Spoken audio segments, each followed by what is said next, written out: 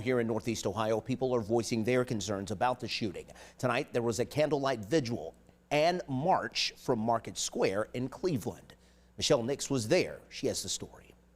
This was, no question, a murder.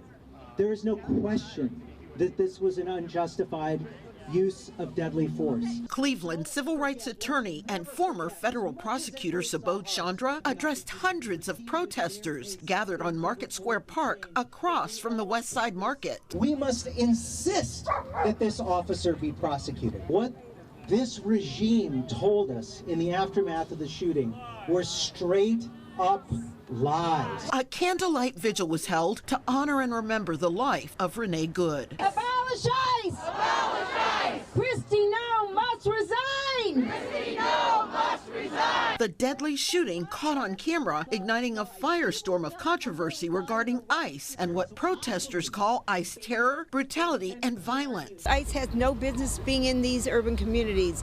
They create fear, they create chaos, and inevitably it led to violence and senseless loss of life. And Renee was just the latest one, but others have lost their lives to ICE. As the group then marched through Ohio City, one woman so emotional she cried for the victim's family and young children. I'm here because an ICE agent murdered an innocent lady, and I want to see justice happen.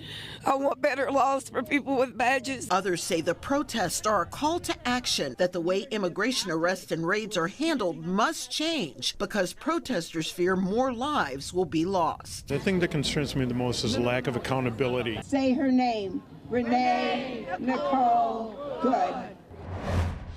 For the second night in a row, a protest with a rally and march was peaceful here in the Cleveland area, but emotions were running high. Many saying they won't stop protesting until there's justice for Renee Nicole Good. Reporting in Cleveland, Michelle Nix, 19 News.